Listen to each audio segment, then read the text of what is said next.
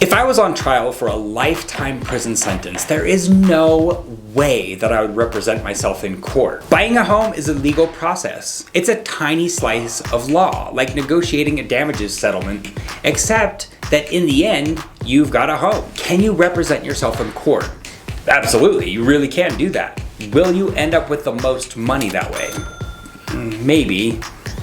Probably not, but maybe. Here are 3 reasons why people don't want to work with a real estate agent, and maybe 3 reasons why they should.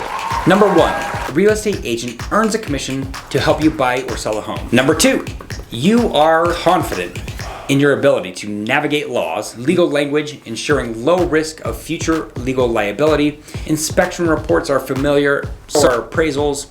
You're really great at staging your own home, and it's easy for you to identify what things to fix to maximize the sale of your home and get the most money.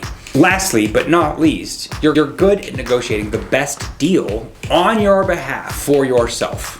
Number 3, you've had a bad experience in the past with real estate agents. These are the 3 reasons most cited for why you shouldn't work with a real estate agent. Saving money is always appealing. It's at the heart of avoiding a real estate agent, but while there isn't a set commission real estate agents earn, typically most agents ask for 3% of the purchase price when you're buying a home.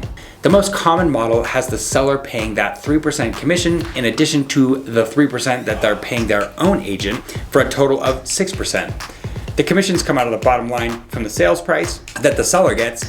However, the buyer agrees to supply the money. Theoretically, the seller adds the commissions on top of the price of the home, meaning that the buyer pays more for a home. But what if the price that a home sold by the owner is substantially lower than what a real estate agent could get for them with professional marketing and a network that's well developed of buyers and sellers?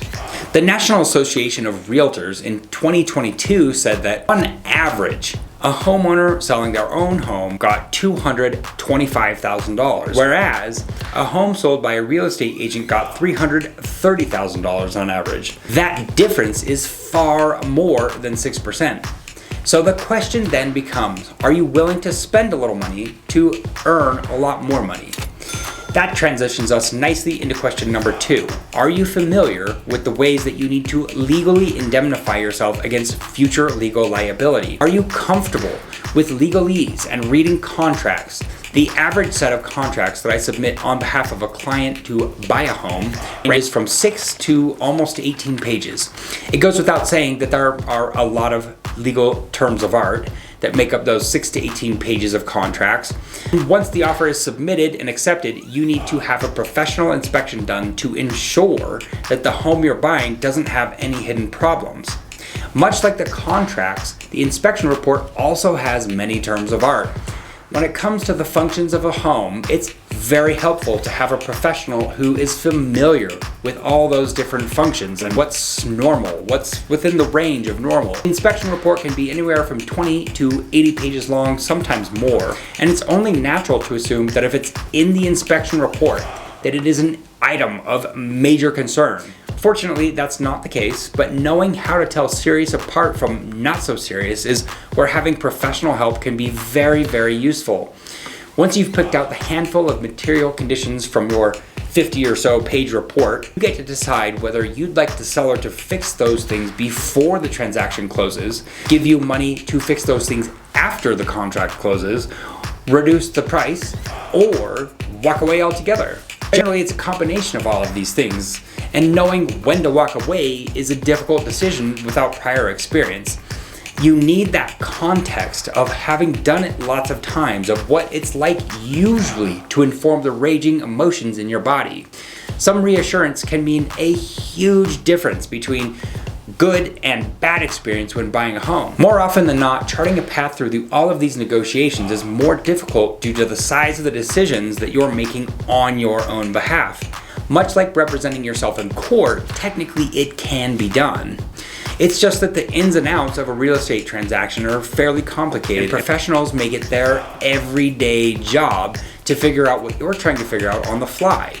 Even the most intelligent negotiator can have trouble getting the best deal if they don't know the nuances and fluctuations of local markets, or how terms can really make or break a deal.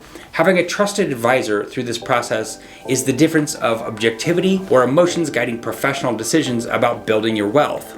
Reason number 3 not to use a real estate agent is that people have had bad experiences with them.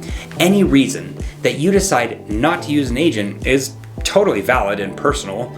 However, if you've had a bad experience in the past, it's most likely that there was a deficit of trust there. Finding an agent who views their fiduciary duty as central to the job of being your advisor makes a world of difference. An advisor is there to help you succeed. If you trust your doctor, there's no pain or regret or remorse when she takes out one of your kidneys. If you don't trust her and she takes out a kidney, then you're going to feel like she's just trying to part you from your money and your kidney. There's going to be plenty of bad feelings for a long time to come. So why don't people trust their real estate agent/advisor? I would argue it's because they didn't take the time to interview and ask all the questions that help you ensure your best interest is cared for through the process of buying a home or selling a home. Watch my video, Millennial Homebuyers, because it covers all the questions you should be asking your agent to make sure that you're well cared for through the process. If your agent is more like your advisor and makes sure that your wealth is consistently growing, you won't think twice about the cost. You'll know that your wealth has been well deployed to make it grow beyond the fees involved. If you trust your agent as an advisor, you'll ask their advice beyond the initial purchase of your first home to ensure that future decisions improve the value of your home as an asset. To get a good sense of where you will be happiest to live, watch my video, The Best Neighborhoods in Salt Lake City. I'm Ryan Shupit with Active Utah Homes at Realty One Group Signature. On this channel, I teach you everything you need to know about buying your first home.